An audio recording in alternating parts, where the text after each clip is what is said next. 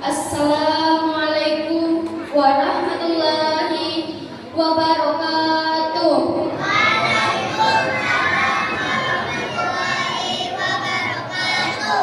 Alhamdulillahirabbil alamin. Wassalatu wassalamu ala asrofil anbiya'i wal mursalin wa ala alihi wa sahbihi ajma'in. Amma ba'du. Yang kami hormati Bapak RT 01, yang kami hormati Bapak RT 02 dan RT 03, yang kami hormati pengurus Masjid Baitur Rahman, yang kami muliakan Al-Mukarram Ustadika selaku penceramah kita pada malam hari ini, bapak-bapak, ibu-ibu, hadirin wal hadirat, teman-teman yang dimuliakan Allah Subhanahu wa taala. Pertama-tama marilah kita panjatkan puji syukur kehadiran Allah Subhanahu wa taala atas banyaknya nikmat yang telah diberikan kepada kita semua, sehingga kita mampu melaksanakan aktivitas kita sehari-hari, sehingga kita dapat berkumpul di masjid ini dalam rangka memperingati Isra wal Mi'raj Nabi besar Muhammad SAW tahun 1445 Hijriah 2024 Masehi. Sholawat dan salam kita hadiahkan kepada junjungan kita Nabi besar Muhammad SAW. Allahumma sholli ala sayyidina Muhammad wa ala ali sayyidina Muhammad.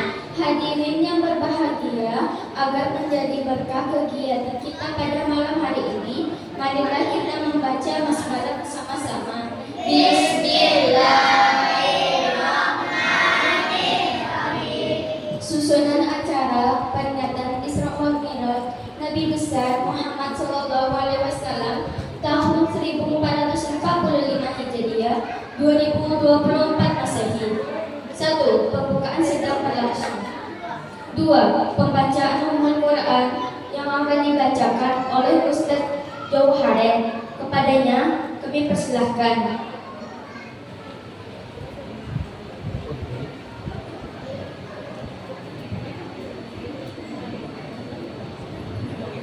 Astaghfirullahaladzim allazi la ilaha illa huwal hayyul qayyum wa atubu ilaih. Na'udzubillahi minasyaitonir rajim. Bismillahirrahmanirrahim. Ila hadratin Nabiyil Mustafa sallallahu alaihi wasallam wa ala alihi wa azwajihi wa dhurriyyatihi wa qurrati a'yunihi ajma'in wa kafatil anbiya'i wal mursalin wal anbiya'i was shuhada'i was shalihin wa khususan ila ma nawaina sallallahu wa lahu wa lahul fatihah. A'udzu billahi minasy syaithanir rajim. Bismillahirrahmanirrahim. Alhamdulillahi rabbil alamin. Ar-rahmanir rahim. Maliki yaumiddin. Iyyaka na'budu wa iyyaka nasta'in.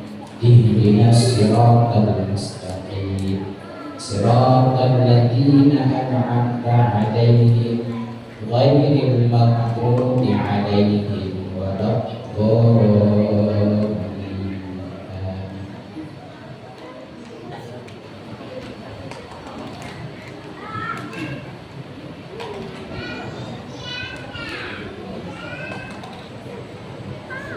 Terima kasih kepada Ustaz Jauharen. Mudah-mudahan dengan pembacaan Al-Quran tersebut acara kita menjadi berkah dan lancar. Amin.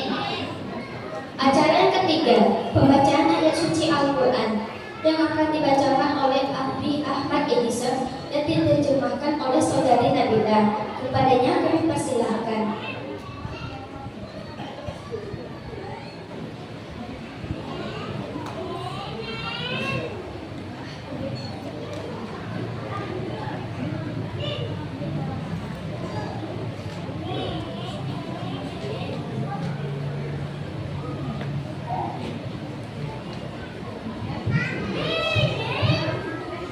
Assalamualaikum warahmatullahi warahmatullahi wabarakatuh.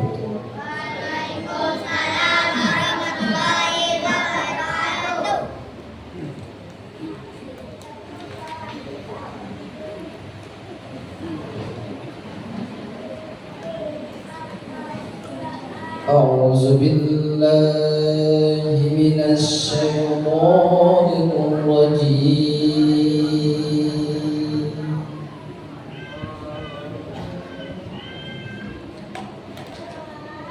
بسم الله الرحمن الرحيم.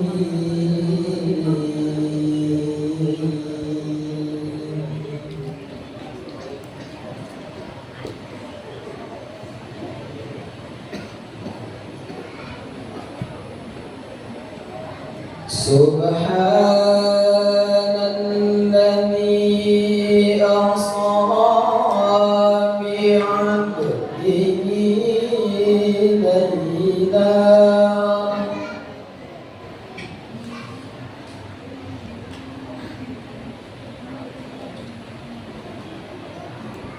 Subhanalladzi asra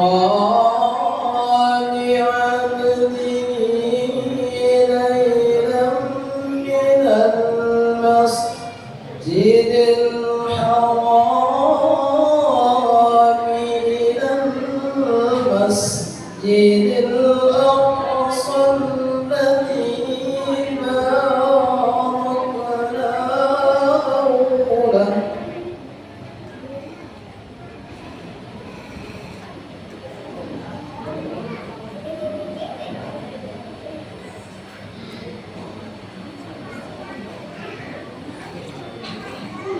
ليلا من المسجد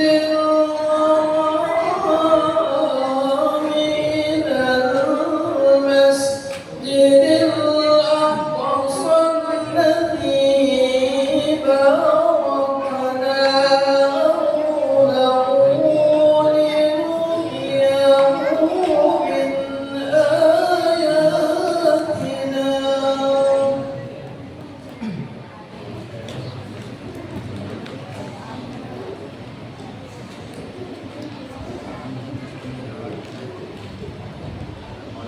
إنه هو السميع البصير.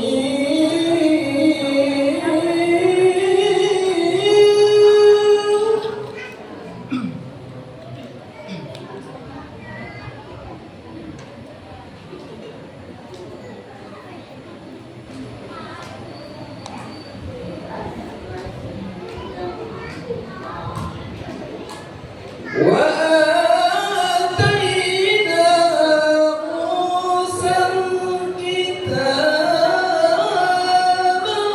وجعلناه هدى لبني إسرائيل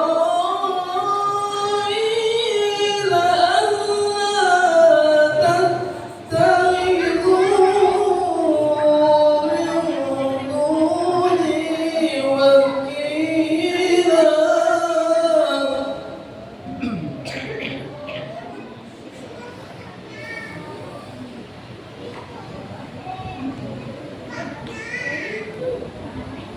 ذرية من نبذنا معه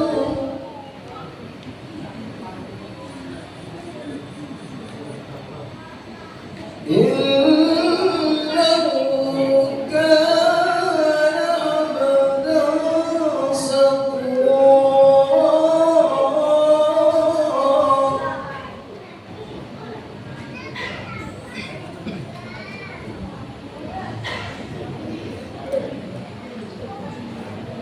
وقضينا إلى بني إسرائيل في الكتاب لتفسدن في الأرض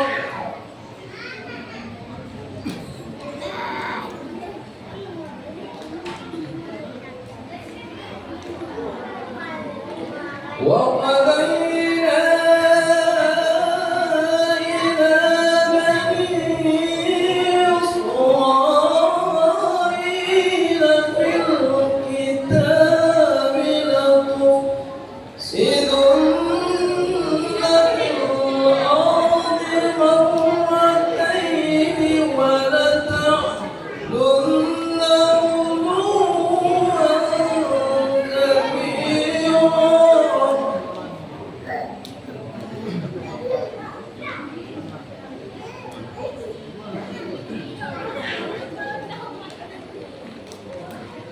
فإذا جاء أولاهما بعثنا عليكم عبادا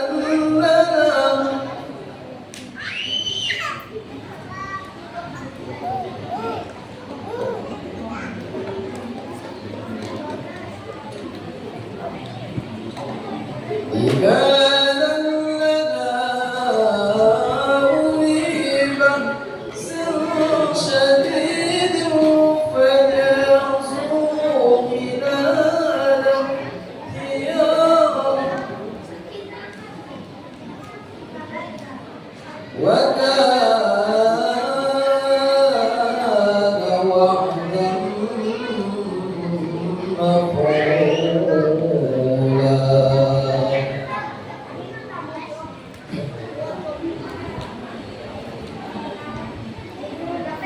ثم رددنا لكم الكرة عليهم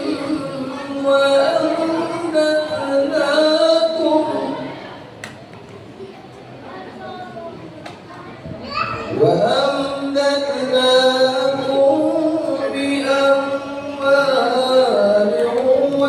وبنين وجعلناكم أكثر نفيرا.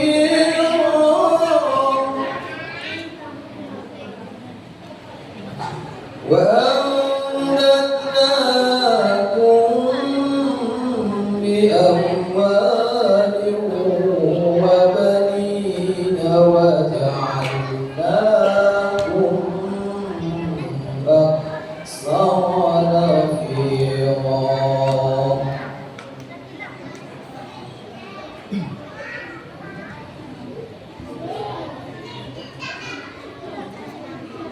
وجعلناكم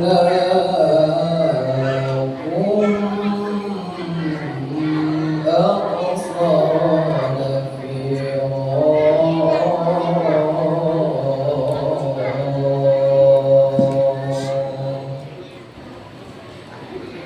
صدق الله العظيم.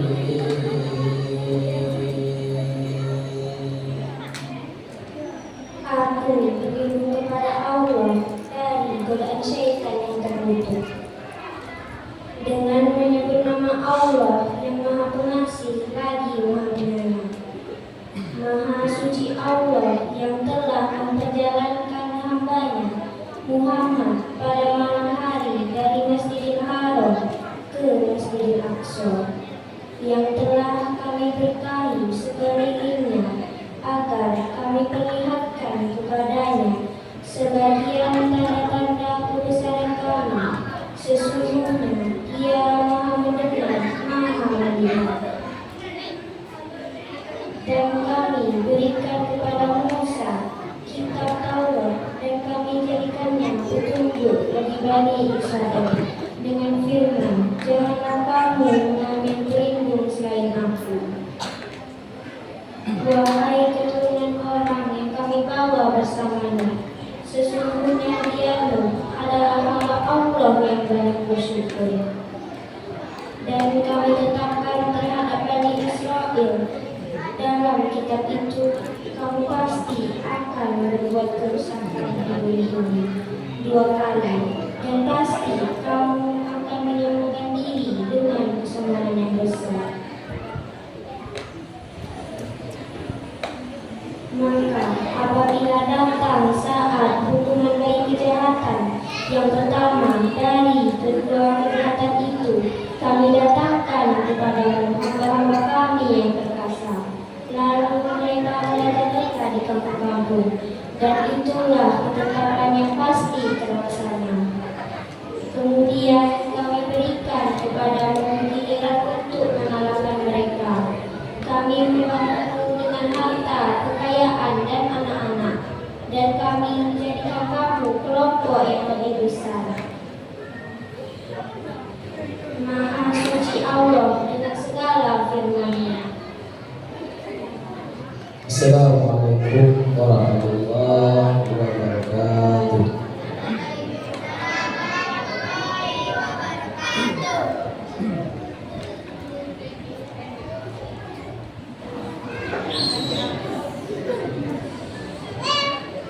Terima kasih kepada Abi Ahmad Edison dan Saudari Nabila. Mudah-mudahan yang membaca dan yang mendengarkan mendapatkan rahmat Allah Subhanahu wa taala. Acara keempat, kata sambutan yang akan disampaikan oleh Ketua Masjid Baitur Rahman yang akan disampaikan oleh Pak Safawan. Kepadanya kami persilakan.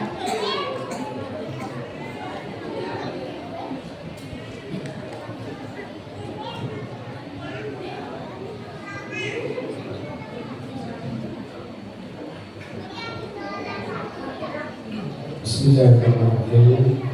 Assalamualaikum warahmatullahi wabarakatuh.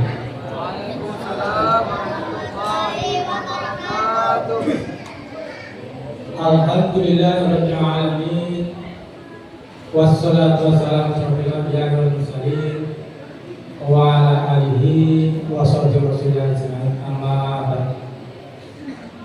Rabbi shrah li sadri wa yassir li amri wa hlul 'uqdatam min lisani yafqahu qawli. Yang kami hormati Bapak Ketua RT 02 atau yang mewakili, yang kami hormati Bapak Ketua RT 03 atau yang mewakili, yang kami hormati Ustadz yang akan menyampaikan ceramah pada malam hari ini, yang kami hormati Ustadz Jawarin. Alhamdulillah beliau hadir di sini. Yang kami hormati segenap pengurus Masjid Baitur Rahman, yang saya hormati Bapak-bapak dan Ibu-ibu. Alhamdulillah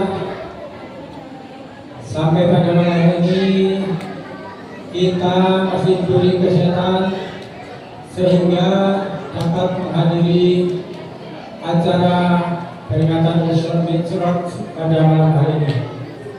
Kemudian selawat dan salam marilah kita kirimkan kepada junjungan kita Nabi besar Muhammad sallallahu alaihi wasallam.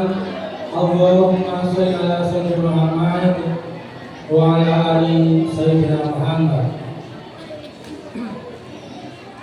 Bapak-bapak, ibu-ibu yang kami hormati, di sini kami menyampaikan terima kasih kepada kita semua yang mana pada malam hari ini dapat menghadiri peringatan Isra Mi'raj yang insya Allah akan dilaksanakan sebentar lagi. Tentunya kita hadir ini mengharap ridho dari Allah Subhanahu wa taala. Dan kita datang ke sini tentunya ingin mendengarkan uraian dari peringatan Isra Mi'raj yang akan disampaikan nanti. Bapak-bapak, ibu-ibu, jemaah pengajian yang kami hormati. Yang terakhir kami harapkan pada anak-anak cucu-cucu kita yang hadir pada malam hari ini, ketika nanti Ustadz menyampaikan ceramahnya, kiranya didengarkan baik-baik karena mungkin nanti akan ada pertanyaannya. Bapak-bapak, ibu-ibu yang saya hormati, saya kira itu yang dapat kami sampaikan. Lebih dan kurang mohon maaf. Wabillahi taufiq wal hidayah. Wassalamualaikum warahmatullahi wabarakatuh.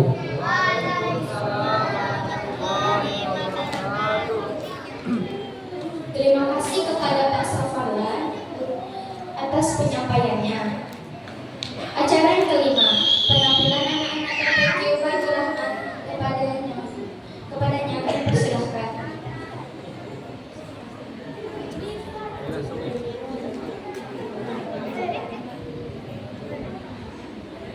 Assalamualaikum warahmatullahi wabarakatuh. Semoga kayu daunnya ribut, berbunga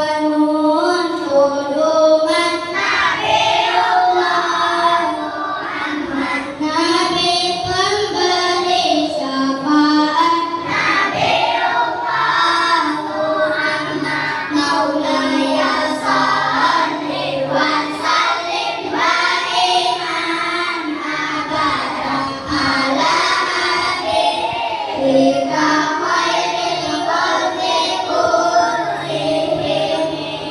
Pemimpin di dunia Nabiullah Muhammad, pemimpin di akhirat Nabiullah Muhammad. Maulaya salli wa sallim daiman abadan ala habibika khairil khalqi kullihim. Ya Rabbi bil Mustafa barik maqasidana wa qillana mamadaya wasi'an karomi manusia idolaku Nabiullah Muhammad. Assalamualaikum warahmatullahi wabarakatuh.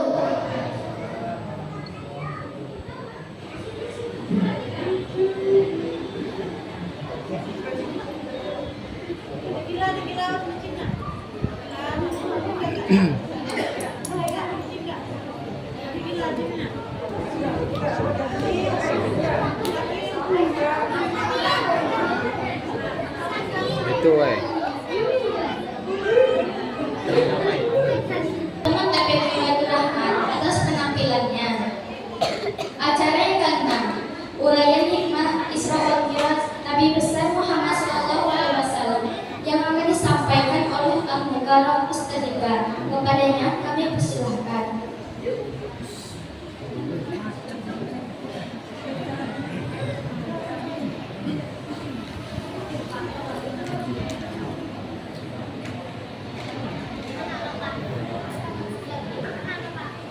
أعوذ بالله من الشيطان الرجيم. بسم الله الرحمن الرحيم.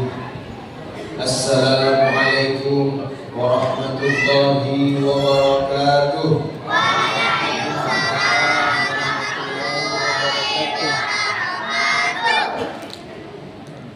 الحمد لله وكفى والصلاة والسلام على رسوله المصطفى وعلى آله وأصحابه أهل الصدق والوفاء.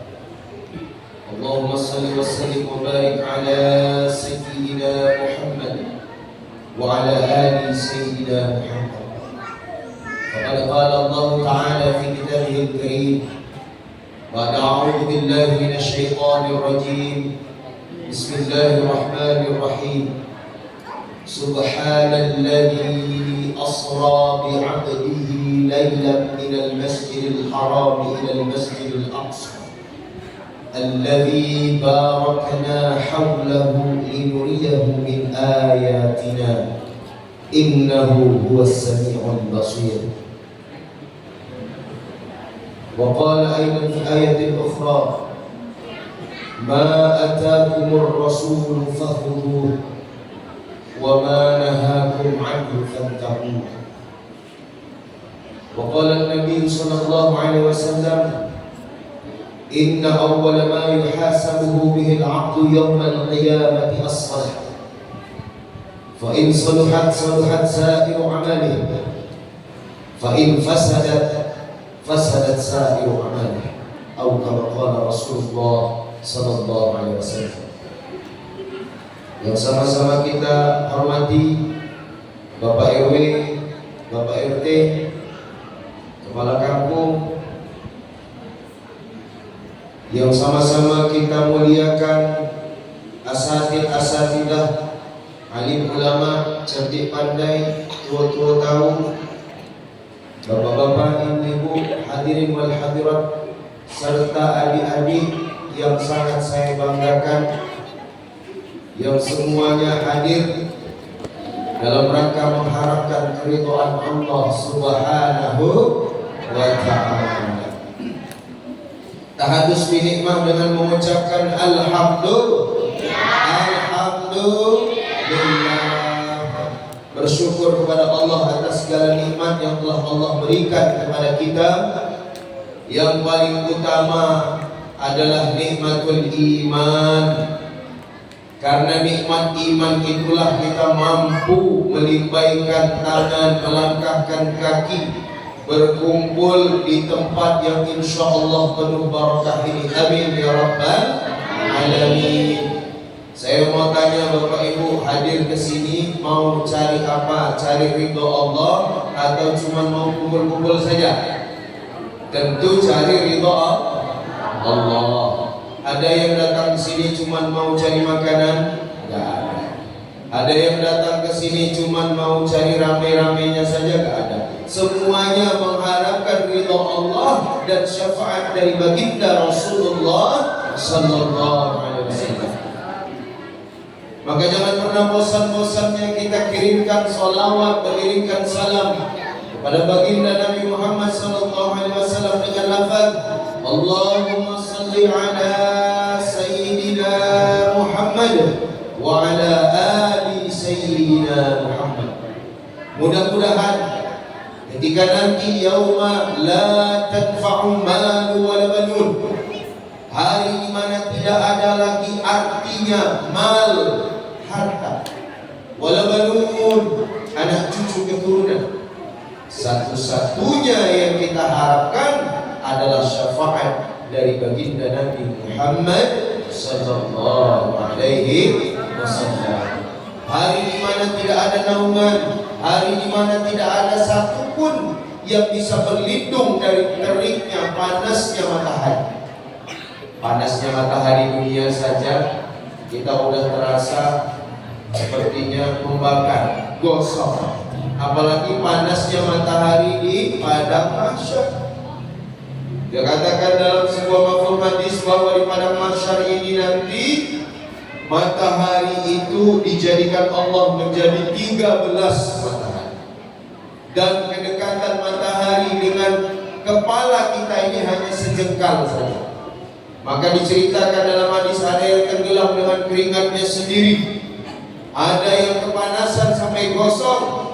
Tetapi orang-orang yang beriman, orang-orang yang senantiasa menghidupkan sunnah Nabi, bersalawat kepada Nabi, mengharapkan ridha Allah dan syafaat dari Nabi, mereka duduk di atas singgah-singgasana, mimbar-mimbar dari cahaya dan dapat naungan dari baginda Nabi Muhammad sallallahu alaihi wasallam.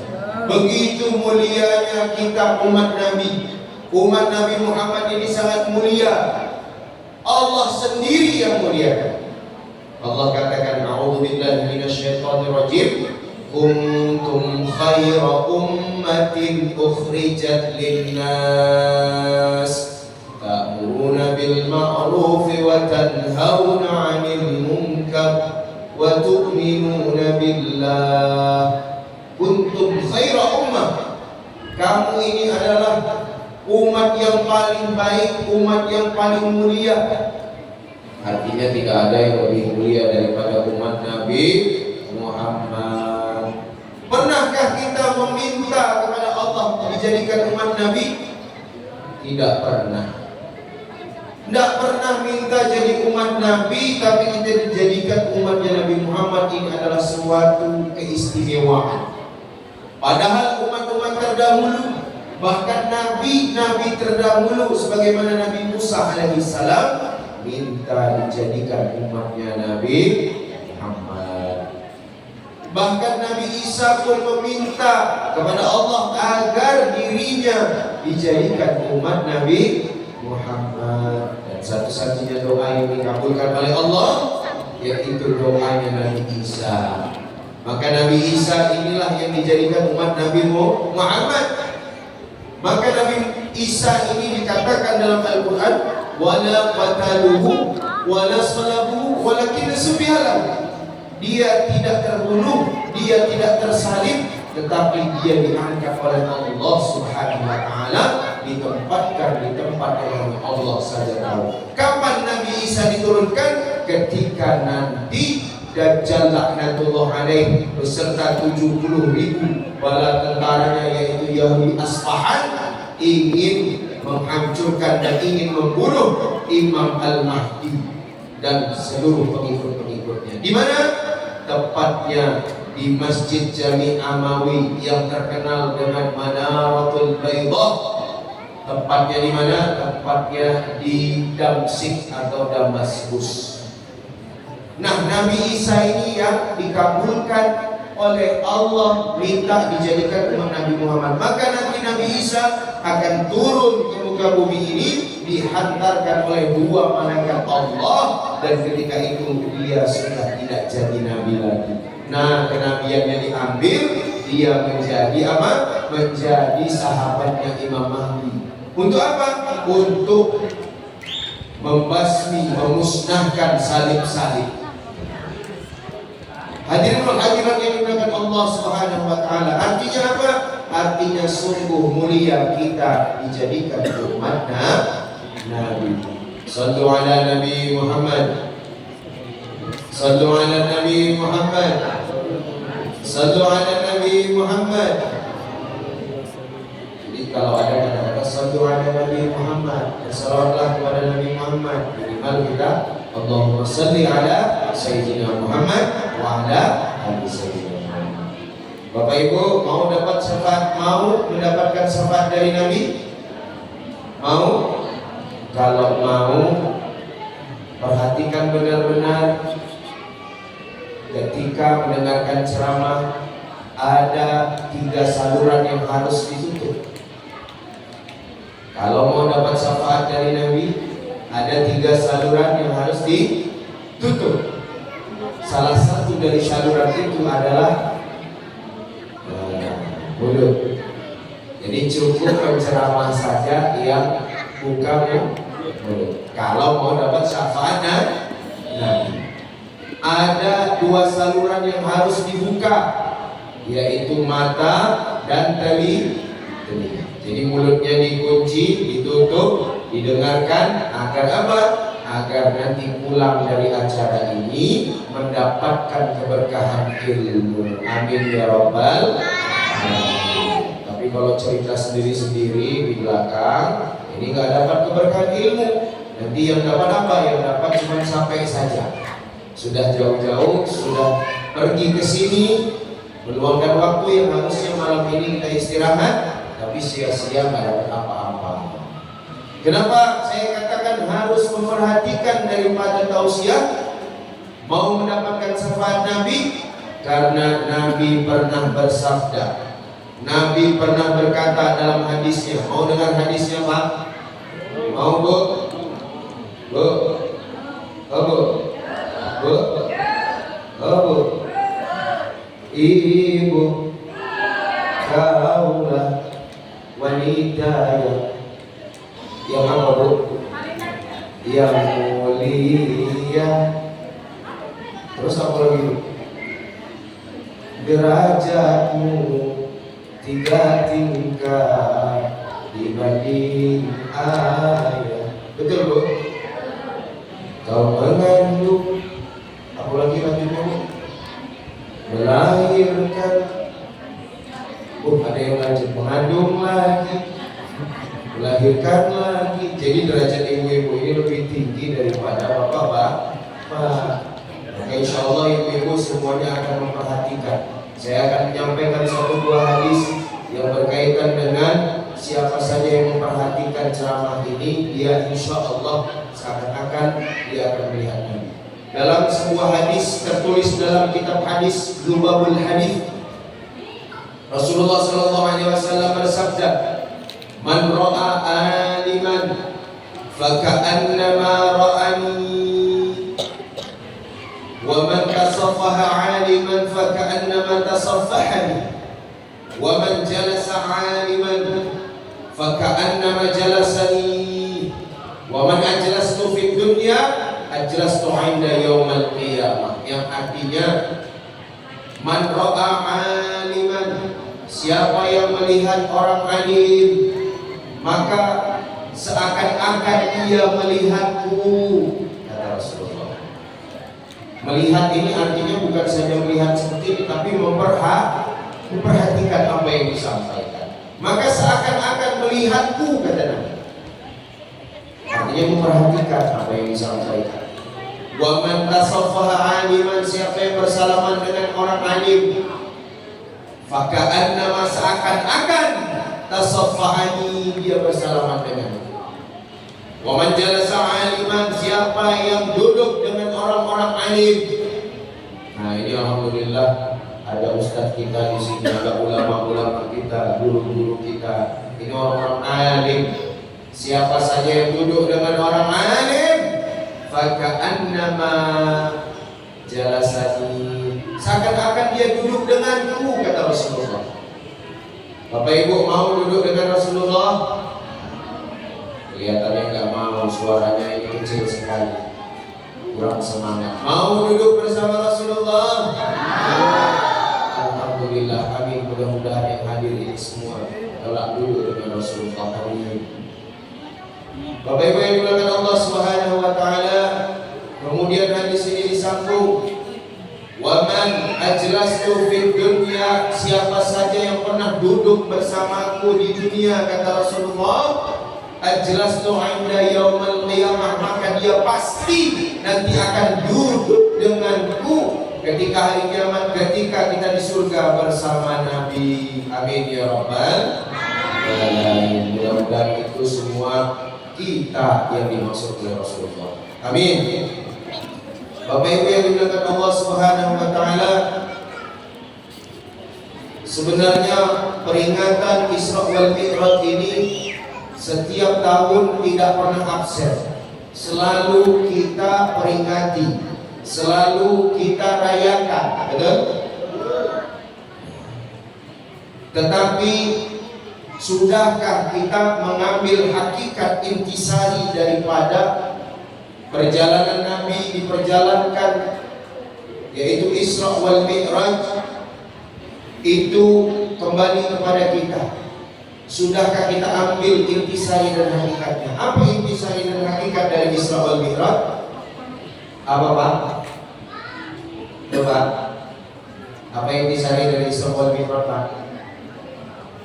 Apa Bu? Adik-adik, apa intisari Isra wal Mi'raj? Menjemput perintah sholat. Tadi adik-adik itu nyanyi, sholat sepohon kayu, daunnya rimbun. Terus apa lagi? Obat buahnya, setan bunganya, walaupun hidup 1000 tahun, kalau tak sembahyang apa gunanya, walaupun hidup 1000 tahun, kalau tak sembahyang apa gunanya, dipukul dipalu sehari-hari, barulah dia sadarkan diri, hidup di dunia tiada berarti, akhirat di sana sangatlah rugi. Hidup di dunia tiada berarti, akhirat di sana sangatlah rugi. Jadi intinya Isra wal Mi'raj itu adalah menjemput perintah salat. Apalah artinya kita mengadakan setiap tahun Isra wal Mi'raj, memperingati Isra wal Mi'raj, tapi kita tidak memetik daripada intisari dan hakikat, yaitu salat. Maka saya buka tadi dengan sebuah hadis, inna awwala ma yuhasabu bihil abdu yawmal qiyamati as-salat. Sesungguhnya nanti pertama-tama kali yang akan diperhitungkan ketika kita dihadapkan dengan Allah adalah salat. Fa in saluhat saluhat sa'iru amali. Kalau salatnya baik dan benar, maka diterimalah seluruh amal kebaikannya. Pahala puasanya diterima, pahala sedekahnya diterima, pahala zakatnya diterima. Tetapi fa in fasadat, kalau salatnya rusak, salatnya disepelekan, disia-siakan, fasadat sa'iru amali, maka rusaklah semua amalnya, ditolaklah semua amal kebaikannya. Jadi barometer eksistensi dari segala amal menurut Allah Subhanahu wa taala dan Rasulnya adalah salat. sholat. Tolak ukurnya kebaikan di hadapan Allah adalah sholat. Nah, percuma kaya raya, umur panjang, banyak harta, tapi kalau tidak sholat. Maka atas perkara ini Nabi kita Muhammad Sallallahu Alaihi Wasallam diperjalankan dari Masjidil Haram. Masjidil Haram di mana, Bu? Bu, di mana Masjidil Haram? Di Mekah. Jadi Mekah itu Masjidil Haram. Dari Masjidil Haram diperjalankan ke Masjidil Aqsa. Masjidil Aqsa di mana? Palestina. Palestina yang sekarang lagi dibombardir oleh Zionis Israel. Kita doakan mudah-mudahan saudara-saudara kita yang ada di Palestina ditolong oleh Allah. Amin. Yang meninggal karena bom peluru mudah-mudahan mati syahid. Amin. Dan semua orang yang membantu perjuangan orang-orang Palestina, baik itu perjuangan secara material dan yang lain-lain, kita doakan amalnya dikabulkan makbul. Amin ya rabbal alamin. Bapak Ibu yang dimuliakan Allah, kita sudah dengar cerita itu mulai dari kita kecil sebesar anak-anak ini. Sekecil anak-anak kita ini sudah mendengarkan cerita itu dan tak pernah berubah. Apalagi kalau kita melihat daripada kitab Qissatul Mi'raj, Sarah Qissatul Mi'raj yang ditulis ulang oleh Al-Imam Ad-Dardiri, bahwa Isra Mi'raj itu terjadi hanya singkat saja, 1 malam saja. Dari Masjidil Haram ke Masjidil Aqsa, di mana baginda Nabi Muhammad SAW sebelum diberangkatkan, ia dibedah dadanya untuk yang ketiga kalinya. Yang pertama, Nabi dibedah dadanya, dicuci dengan air Zam-Zam ketika ia masih kecil. Yang kedua, Nabi dibedah lagi dadanya ketika beliau mulai remaja jadi Nabi. Dan dibedah ketiga kalinya ketika Nabi menjemput perintah sholat. Maka dibersihkan hatinya, kemudian diperjalankan Nabi. Dan ketika diperjalankan Nabi, di dalam kitab Qissatul Mi'raj diceritakan bahwa Nabi mengendarai seekor buruk. Buruk ini tertuang dalam kitab Qissatul Mi'raj bahwa ia tidak lebih besar daripada kuda dan tidak pula lebih kecil daripada keledai. Maka apabila ia lompat, maka jika lompat sekali lompat, maka ia akan terbang sejauh mata memandang. Nah, ini. Dan buruk ini diciptakan oleh Allah hanya untuk kendaraan Rasulullah ketika Isra. Sebelum dikeluarkan, maka buruk ini dipelihara di dalam surga. Dan satu-satunya teman buruk di dalam surga adalah anjingnya Ashabul Kahfi. Siapa namanya? Qitmir. Siapa namanya? Qitmir. Dan hanya diciptakan untuk dikendarai oleh baginda Nabi Muhammad SAW. Maka dalam kitab Qissatul Mi'raj ini yang ditulis Imam Ad-Dardiri, bahwa Nabi naik buruk itu hanya dari Mekah ke Palestina. Sementara dia menuju langit tidak menggunakan buruk. Selama ini kita dengarkan Nabi naik buruk sampai ke Sidratul Muntaha. Tetapi tidak, dalam kitab ini dijelaskan Nabi naik buruk hanya dari Mekah ke Palestina.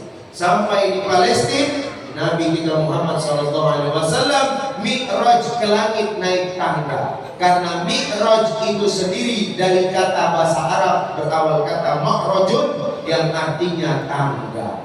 Maka dalam sebuah hadis juga dituliskan dalam mafhum hadis bahwa tangga itu terbuat dari batu zamrud. Tahu batu zamrud itu?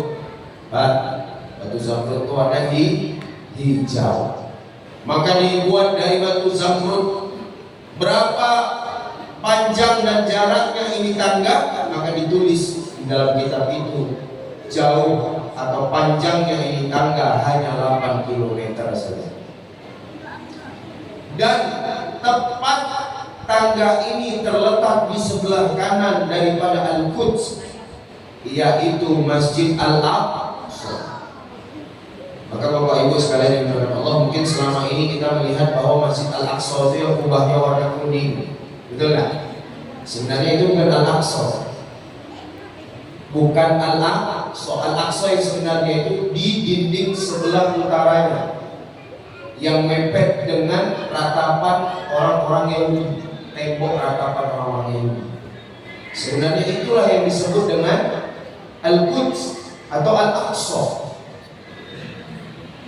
Tapi kita beranggapan bahwa yang disebut Al-Aqsa yang kubahnya warna kuning. Sebenarnya yang kubahnya warna kuning itu tempat di mana Nabi berdiri di atas batu. Di sanalah tempat di mana tangga Al-Ma'raj itu tadi ditempatkan oleh Allah. Untuk siapa? Untuk para nabi dan rasul 124. Jadi jumlah nabi dan rasul itu ada berapa Bapak Ibu? 124. Ada yang baru dengar kali ini? Bu, Pak, ada yang dengar kali ini bahwa jumlah nabi 124 ribu ada? Ada? Alhamdulillah. Jadi jumlah nabi itu 124 ribu. Jumlah rasul 313. Namun ini ikhtilaf bainal ulama, perbedaan pendapat di antara ulama. Ada yang 314 ya katakan, ada yang 315. Namun ijma ulama katakan jumlah rasul 313. Dan jumlah nabi serta rasul pilihan yang termaktub di dalam Al-Qur'an yang wajib kita imani hanya 25. Dari Nabi Adam sampai Nabi kita Muhammad Sallallahu Alaihi Wasallam, itu yang wajib kita imani. Nah, tangga Mi'raj itu akan dinaiki atau dilalui oleh para nabi-nabi dan para rasul serta para syuhada yang wafat fi sabilillah, di jalan Allah. Kemudian untuk siapa lagi? Untuk orang-orang yang saleh. Untuk orang-orang saleh. Mudah-mudahan kita semua nanti melalui tangga itu. Amin. Amin ya Rabbal. Sepertinya kurang semangat mau masuk surga. Aminnya pelan. Mudah-mudahan kita semua masuk surga. Amin. Bapak Ibu yang dimuliakan Allah Subhanahu wa taala, maka dikatakan dalam kitab itu bahwa jarak daripada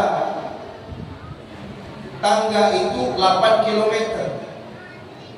dan Rasulullah menaikinya satu persatu hingga ke Sidratul Muntaha bertemu dengan Allah, dan Allah Subhanahu wa taala ini dihijab oleh 70.000 nur, 70.000 cahaya.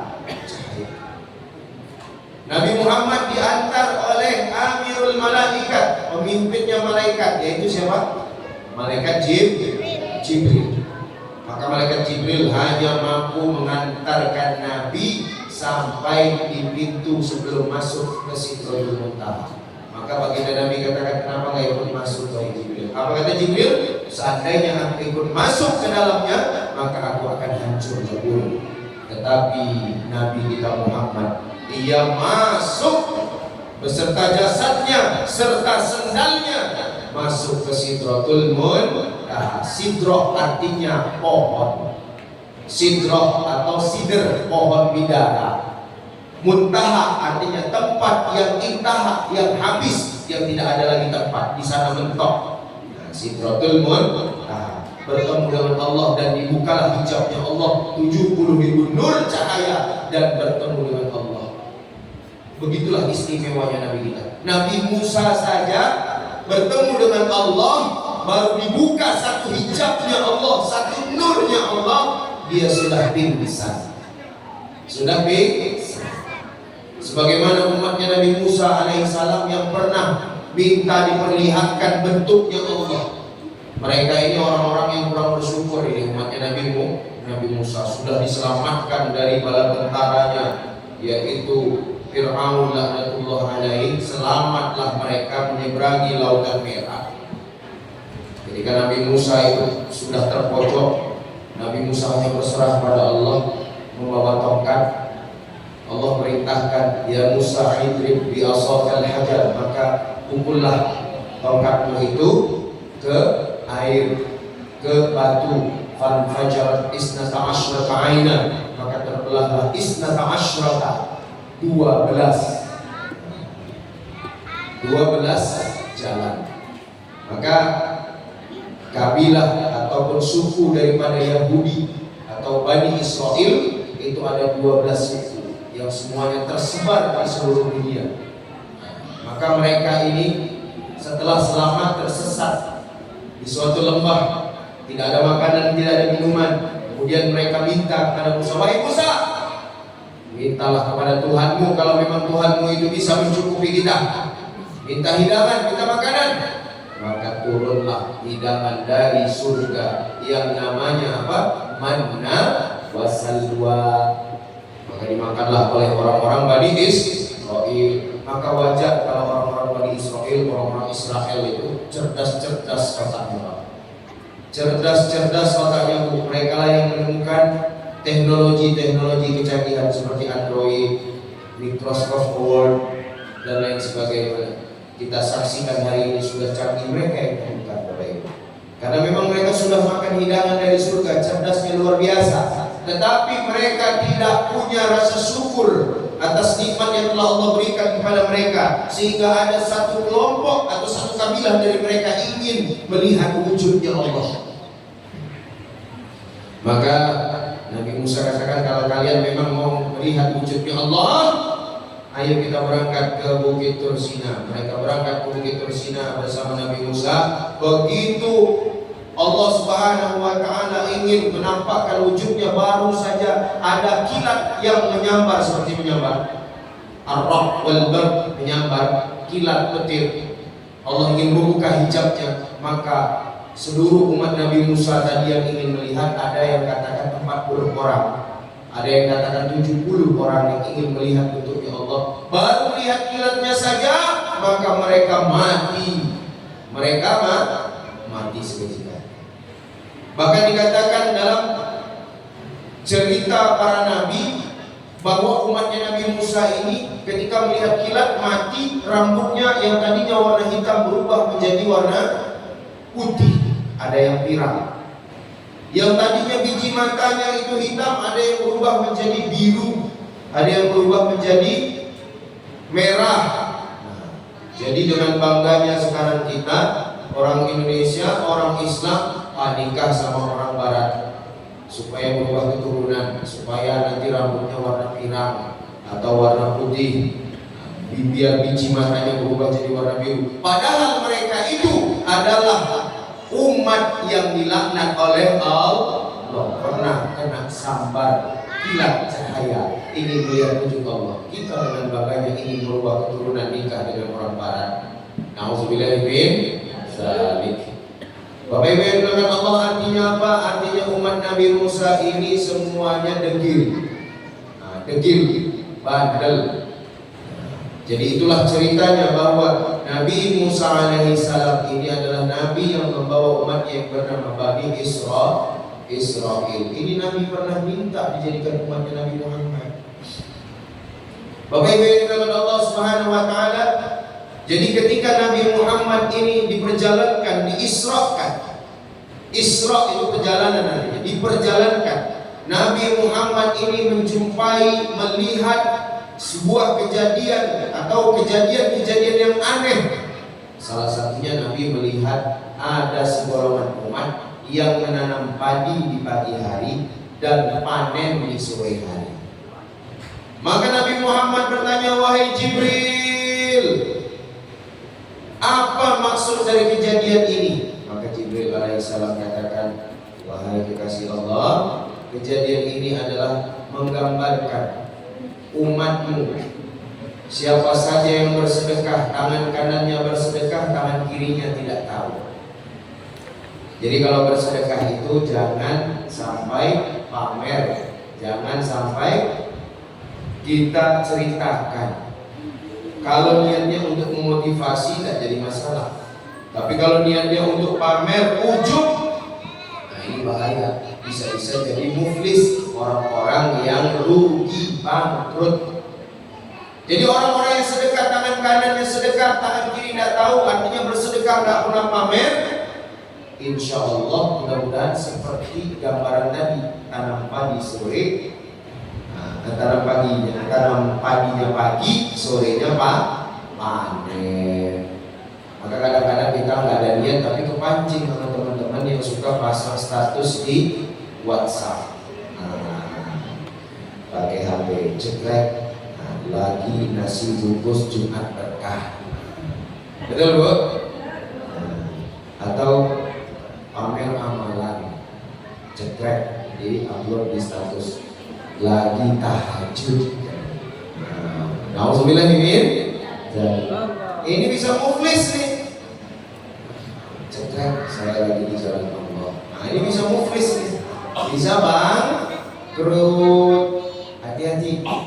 Innamal a'malu binniyat. Sesungguhnya segala sesuatu itu berawal dari niat. Di dalam kitab hadis Arba'in, pertama-tama kali itu nomor 1 hadis itu sudah langsung menjelaskan tentang niat.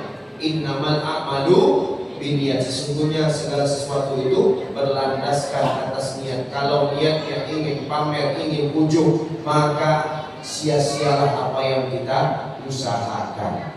Bahaya ini ujung. Ujung ini bangga dengan diri sendiri. Jadi nggak boleh sebenarnya bangga dengan diri sendiri. Sebenarnya banyak sekali yang menyebabkan kita ujub. Salah satunya apa? Selalu melihat kebaikan diri sendiri. Padahal Allah kasih isyarat bahwa Allah ciptakan 2 mata, mata kanan hanya untuk melihat kebaikan orang lain, yang kiri melihat keburukan diri kita sendiri. Jangan dibalik. Yang kiri melihat keburukan orang lain, mata kanan melihat diri sendiri yang baik. Maka ini jadi ujub. Ujub ini bangga dengan diri sendiri. Ini naudzubillah, jangan sampai kita punya sifat itu. Maka sifatnya umat Nabi ini kalau bisa sebaik-baik saya, lebih baik orang lain. Seburuk-buruk orang lain, lebih buruk saya. Coba diulangi Bapak Ibu. Sebaik-baik saya, lebih baik orang lain. Seburuk-buruk orang lain, lebih buruk saya. Siap mengamalkannya Bu? Siap, ragu siapnya. Ini kadang-kadang kita cuma kepancing sedikit aja udah mau ribut. Coba sekarang lihat kesalahan diri sendiri. Kalau ada yang salah, bukan salah siapa-siapa, salah kita, salah diri sendiri. Kenapa kita tidak mengingatkan, tidak mendakwahkan perkara-perkara yang baik? Maka bahayanya ujub, sehingga ketika kita bercermin, hendaknya kita membaca doa supaya nggak ada timbul ujub. Apa doa bercermin? Jadi apa doa bercermin? Allahumma kama ahsanta khalqi fahassin khuluqi. Ya Allah, sebagaimana Engkau memperindah wajahku, maka perbaiki pula akhlakku. Fahassin khuluqi. Supaya apa? Supaya tidak ada ujub dalam diri kita. Kadang-kadang kita apa? Kadang-kadang kita berkaca itu bangga sendiri. Wah, saya ganteng ini. Wah, saya cantik. Nah, itu hati-hati dengan ujub. Maka makna daripada dibedahnya dadanya Nabi adalah mengeluarkan sifat-sifat hasad dari dalam diri, yaitu iri, dengki, hasud, ujub, nafsul amarah, dan suka membanggakan diri. Itu artinya hakikatnya ngomong seperti itu. Kalau beramal semata-mata karena Allah, jangan mau dipuji orang, jangan mau cuma disanjung orang baru mau beramal. Kalau bisa kita ini punya amalan yang sembunyi-sembunyi. Halaka syirun indallah. Apakah engkau punya yang namanya amalan sembunyi-sembunyi di sisi Allah? Bapak Ibu yang dimuliakan Allah. Kemudian baginda Nabi ketika di Isra melihat satu kaum di mana kaum ini laki-laki dan perempuan dihidangkan daging yang segar, yang lezat. Tapi mereka tidak mau memakannya. Daging yang segar dan lezat tadi tidak mau mereka makan, malah mencari daging yang busuk.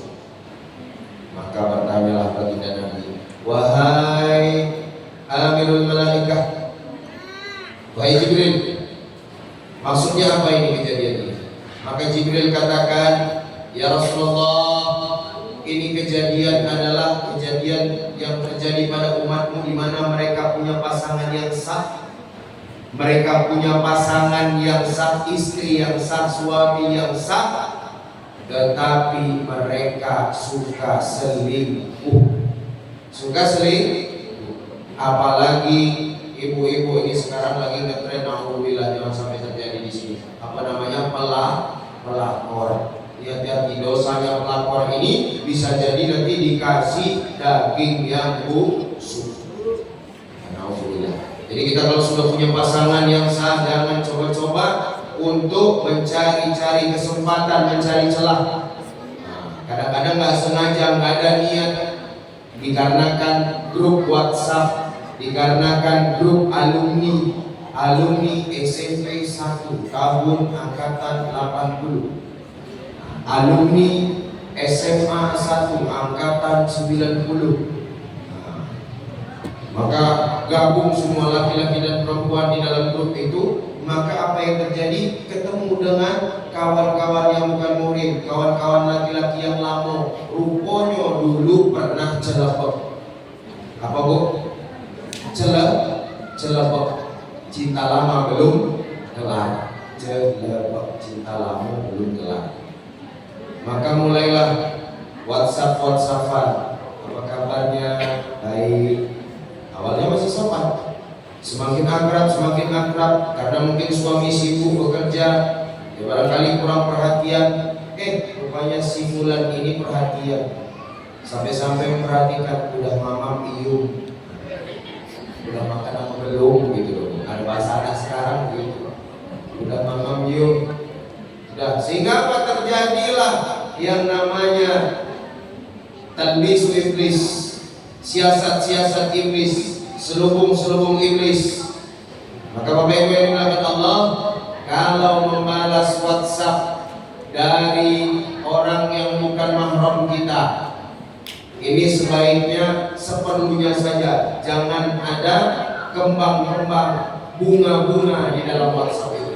Cukup kalau tanya sesuatu dijawab langsung. Jangan ada kembang-kembang. Nanti apa? Setan akan memplesetkannya. Bapak Ibu yang dimuliakan Allah Subhanahu wa taala, itulah gambaran bagi orang yang selingkuh. Lalu Nabi diperlihatkan ada sekelompok orang yang kepalanya utuh, kemudian ditimpa oleh batu yang sangat besar dan pecah kepalanya, kemudian muncul lagi utuh kembali, ditimpa lagi kepalanya, kemudian muncul dan utuh lagi. Bertanyalah Nabi kepada Jibril, ini siksaan bagi orang yang bagaimana? Ini siksaan bagi orang-orang yang suka meninggalkan sholat. Jadi orang yang suka meninggalkan sholat, Bapak Ibu, disiksa seperti itu nanti. Kepalanya diletakkan di atas batu, kemudian ada batu besar nanti yang menghantam kepalanya hingga hancur dan tumbuh lagi kepalanya. Begitu terus sampai kapan? Sampai hari kiamat, sampai diadili. Maka begitu luar biasanya ancaman meninggalkan sholat, Bapak Ibu.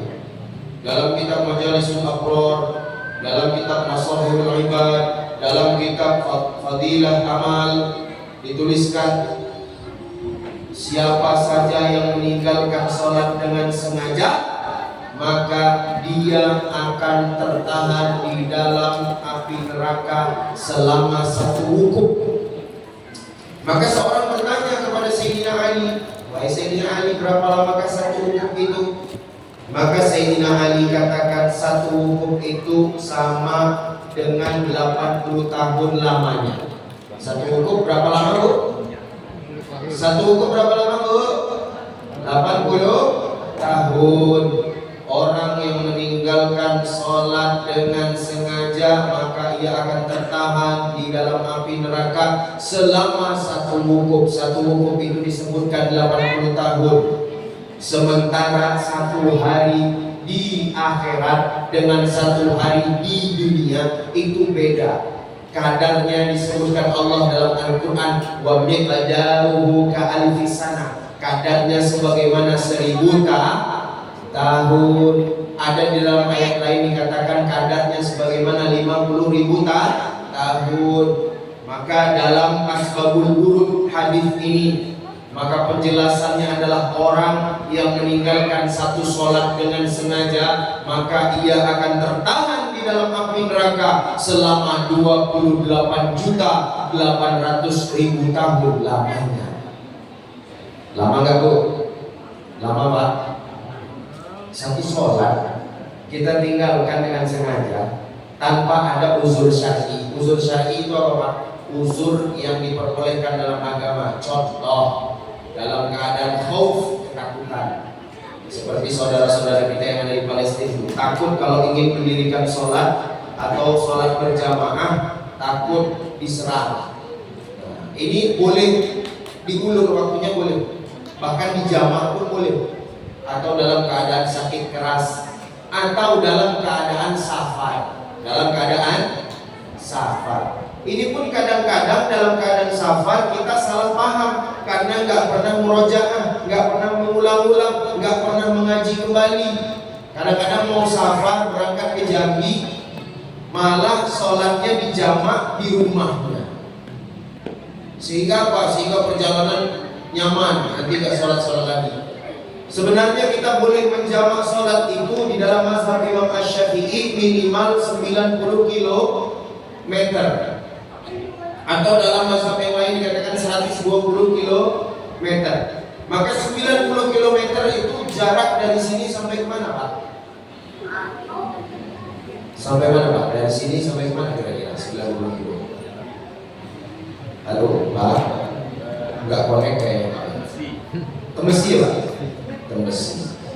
Atau kalau dari sini ke Padang, kiriran jauh ya Pak ya?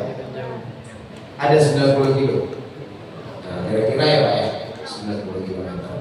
Maka boleh menjamaknya itu kalau sudah masuk ketentuan menurut uzur syar'i. Dijamak, misalnya maghrib dijamak dengan isya, maghribnya diakhirkan, itu nama sholatnya jamak takhir. Apa nama sholatnya? Jamak takhir. Boleh jamak takhir sempurna atau boleh juga jamak takhir qasar. Sesuatu yang dijamak diakhirkan, disingkatkan pula. Itu namanya jamak takhir qasar. Dan ini harus tahu kapan kita ngambil niatnya. Ketika kita mau menjamak takhir, dimasukkan antara maghrib ke isya, maghribnya dimasukkan ke isya, itu ngambil niat jamaknya ketika masuk waktu maghrib. Masuk waktu maghrib. Kalau ngambil niatnya ketika masuk sholat isya, lupa tadi sebelum maghrib, sebelum masuk waktu tadi lupa untuk mengambil niat, maka sholat jamaknya tidak sah. Nah ini harus belajar. Makanya banyak guru-guru ustadz-ustadz kita di sini jadwalkan setiap seminggu sekali untuk mengkaji masail. Kalau misalnya bapak-bapak ada waktu malam juga, malam Sabtu, Jumat malam Sabtu, boleh datang ke pendopo saya di SKP. Setelah sholat isya yang kita kaji fikih mulai dari toharoh yang ringan-ringan. Nah kadang-kadang kita untuk istinjaknya saja belum baik dan benar, tidak sesuai dengan sunnah Nabi. Istinja, buang kotoran atau buang air besar, buang air kecil, enggak benar. Dari buang air kecil saja banyak yang salah, banyak yang tidak mengikuti sunnah Nabi. Sehingga apa? Sehingga wudhunya tidak baik dan benar. Sehingga apa? Sehingga kalau sudah tidak ada wudhu, maka tidak ada sholat. Bapak Ibu yang dimuliakan Allah, apa maksudnya? Istinja. Kebanyakan kita pipis, apalagi kaum laki-laki, pipis ini suka berdiri, betul? Nah padahal inilah yang dilarang oleh Nabi. Ibu-ibu, bapak-bapak, semua itu kita dianjurkan pipis itu untuk jongkok. Dan posisi pipisnya harus benar. Kaki kiri ini yang menekuk atau mengempit daripada lambung kita sebelah kiri, yang kanan ini agak dikebawahkan. Agar apa? Agar sisa-sisa air di kaki kemih ini keluar semuanya. Kadang kalau pipis berdiri dan tidak berdehem, sunnahnya kan berdehem setelah pipis. Berdehem berapa kali? 3 kali. Maka keluarlah sisa-sisanya. Tapi kalau tidak seperti itu, tidak jongkok, tidak berdehem, pasti ketika dia sholat rukuk atau ketika dari sujud naik ke atas pasti merasakan ada yang menetes sedikit, baik itu bapak-bapak dan ibu-ibu. Pernah merasakannya Pak? Pernah merasakannya Bu? Rasa-rasa kayak ada yang keluar? Nah maka kalau ada yang keluar walaupun setetes, jangan berharap sholatnya diangkat ke langit. Maka harus perhatikan istinja kita. Diterimanya sholat kita dilihat dari istinja kita baik dan benar. Kemudian berwudu yang benar sesuai dengan perintah Allah dan Rasulnya. Kadang-kadang wudu asal-asalan, padahal perintahnya minal yad ilal mirfaqain, dari tangan sampai siku-siku. Kadang terbalik, dari siku-siku ke tangan, siku-siku ke tangan. Ada yang seperti itu Bapak Ibu? Ada. Insya Allah kalau di sini nggak ada ya, nggak ada yang ngaku maksudnya. Jadi pantas doa kita belum dikabulkan Allah karena tertibnya saja tidak kita jalankan. Sekarang saya mau tanya sama Bapak Ibu. Kita mengulang-ulang ya Bu, Pak, Bapak Ibu. Ini kecuali Pak Ustadz ya Pak Ustadz. Pak Ustadz sudah tahu insya Allah. Bapak Ibu sekalian, rukun wudu ada berapa Bapak Ibu?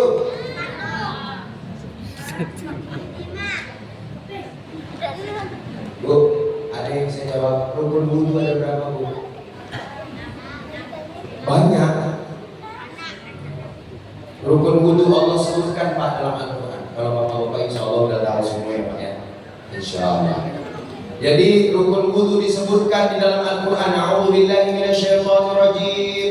Idza qumtum ila shalah, jika kamu ingin mendirikan salat, faghsilu wujuhakum, maka basuhlah wajahmu. Rukun wudu yang pertama apa? Wajah. Faghsilu wujuhakum wa aydiyakum ilal marafiq, dan kedua tangan kalian sampai siku-siku. Dua. Jadi yang pertama wajah, yang kedua tangan sampai siku-siku. Famsahu ru'usakum, dan usaplah sebagian kepala kalian. Ru'us jamak dari roksun, roksani, ru'usun. Maka usaplah sebagian kepala kalian. Kalau Imam Asy-Syafi'i katakan cara berwudu yang baik dan benar, maka ini jempol ditempelkan di dekat kuping kita, jempolnya. Kemudian jari telunjuk ini yang mengusap ke belakang.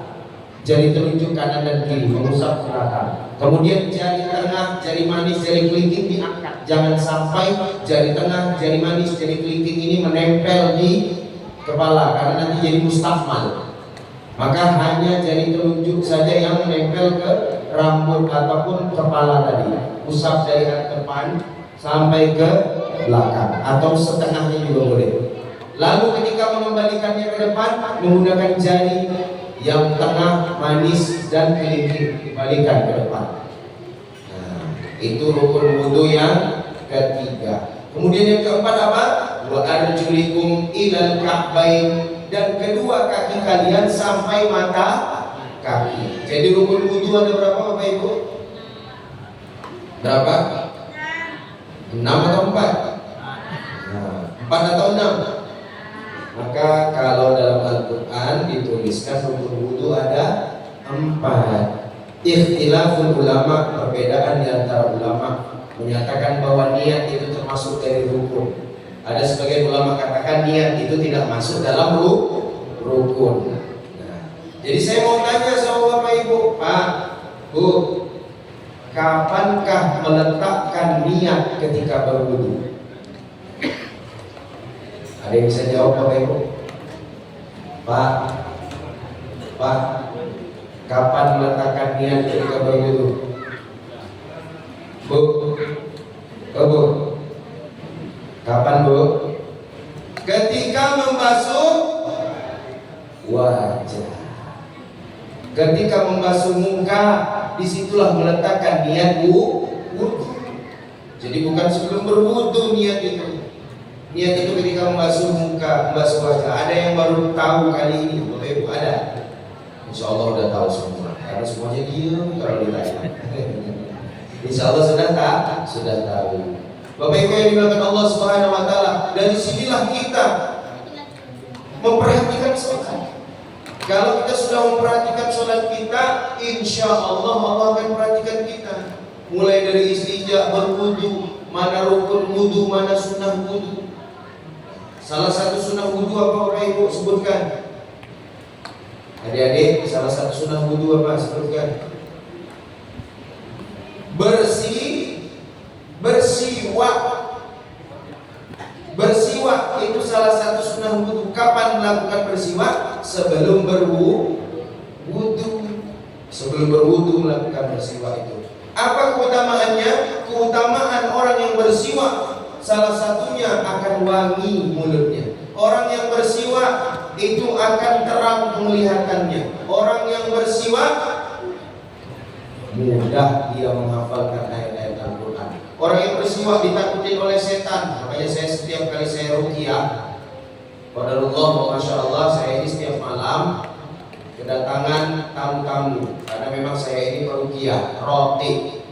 Hampir setiap orang yang diruqyah, kalau dibacakan sesuatu dan sebelum membacakan ayat Al-Quran itu saya bersiwak, itu pasti menjerit-jerit makhluknya. Apalagi kalau sampai airnya itu kita kasih siwak tuh. Nah, dia seperti keracunan. Baru kemarin malam ada orang dari Linggur datang, sakitnya aneh. Kata dokter, ini sudah komplikasi. Ternyata setelah dideteksi rupanya beliau ini kena sihir, kena adung. Keluar itu adungnya cuman karena minum rendaman air siwak. Masya Allah. Maka di balik sunnah ada kejayaan, ada pertolongan Allah. Dan bersiwak itu sunnah. Seandainya tidak memberatkan umatku, kata Nabi, maka kuperintahkan semua umatku untuk bersiwak sebelum sholat. Karena bersiwak sebelum sholat, kita sholat sunat 2 rakaat, itu pahalanya seakan-akan 70 rakaat. Bapak Ibu sanggup nggak sholat 70 rakaat? Nggak sanggup. Cukup bersiwak kemudian sholat 2 rakaat, pahalanya seakan-akan 70 rakaat. Ini sunnah Nabi dalam berwudu. Tangan itu, mencuci tangan itu sunnahnya wudu. Kemudian istimsak. Ibu tahu istimsak Pak? Istimsak itu memasukkan air ke dalam hidung, menghirup air. Kemudian istinsak, mengeluarkan kembali dari hidung.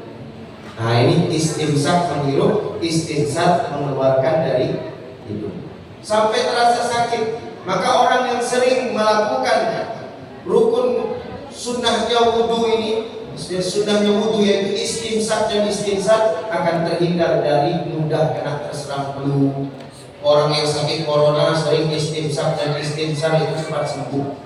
Orang yang kena sinusitis, itu cepat sembuh kalau sering istimsak dan istinsat. Ini harus tahu mana rukun wudu sunnah wudu kita kerjakan kalau mau diterima sholatnya. Maka intisari daripada Isra wal Mi'raj ini adalah menunaikan, menjemput perintah sholat. Kalau sholat yang benar, sholat ini jangan sampai kita ngomong yang penting sholat, Pak Ustaz. Bukan yang penting sholat, tapi sholat itu penting. Kalau sudah sholat itu penting, pasti memperhatikan mulai dari istinja, berwudu, sampai rukun-rukun dan sunnah-sunnahnya. Bapak Ibu yang dimuliakan Allah, sebenarnya perintah sholat ini dijemput, kita juga sudah tahu dan sering mendengarkannya setiap tahun, bahwa perintah sholat ini pertama kali 50 waktu. Kemudian Nabi turun bertemu dengan Nabi Musa. Nabi Musa bilang, wahai Muhammad, gak sanggup umatmu, minta dikurangilah jadi 25 waktu. Lalu turun ketemu Nabi Musa. Nabi Musa bilang, gak akan kuat umatmu, minta dikurangi. Maka dikurangi lagi jadi 5 waktu. Apa kata Nabi Musa? Gak akan kuat 5 waktu, minta dikurangi lagi. Apa kata Nabi Allah Muhammad? Aku malu sama Allah. Sehingga ditetapkanlah kita sebagai umat Islam sholat dalam sehari semalam 5 waktu. Benar kata Nabi Musa, ternyata berat. Banyak orang yang meninggalkan sholat padahal ngaku umat Nabi Muhammad. Bapak Ibu yang dimuliakan Allah Subhanahu wa taala, Maka dikatakan dalam Al-Quran memang sholat ini berat. Namun mudah sholat ini illa 'alal khasiin, kecuali bagi orang-orang yang khusyuk. Ini mudah dan ringan. Memang berat sholat itu. Kalau tidak dipaksakan, tidak dibiasakan, sholat itu berat. Bapak Ibu yang dimuliakan Allah Subhanahu wa taala, orang beramal itu dia biasanya karena tahu keuntungannya atau dia karena tahu ancamannya. Contoh, seperti kenapa bapak-bapak rela kerja jauh atau rela misalnya cari emas, dompet jauh-jauh misalnya, sampai ngecamp berhari-hari, sebulan, 2 bulan, 3 bulan. Kenapa? Karena dia tahu dia bakal dapat emas nanti besar-besar segini. Nah, kalau sudah dapat akhirnya jadi duit. Nah, begitu juga dengan amal agama. Kalau mereka tidak tahu keuntungannya, keutamaannya, mereka tidak akan mau beramal. Kalau dia tahu, maka dia akan beramal. Tapi kadang-kadang yang sudah tahu saja belum tentu mau beramal, betul? Maka perlu dikasih ancaman. Maka ada keuntungan, ada ancaman. Orang yang meninggalkan sholat, Bapak Ibu, orang yang meninggalkan sholat, nanti ketika sakaratul maut, dia matinya dalam keadaan hina. Nauzubillah min dzalik. Orang yang suka meninggalkan sholat, nanti matinya dalam keadaan lapar, dalam keadaan haus. Meskipun air lautan di dunia ini diminumkan kepadanya, niscaya tidak akan menghilangkan haus dan dahaganya. Nauzubillahi min dzalik.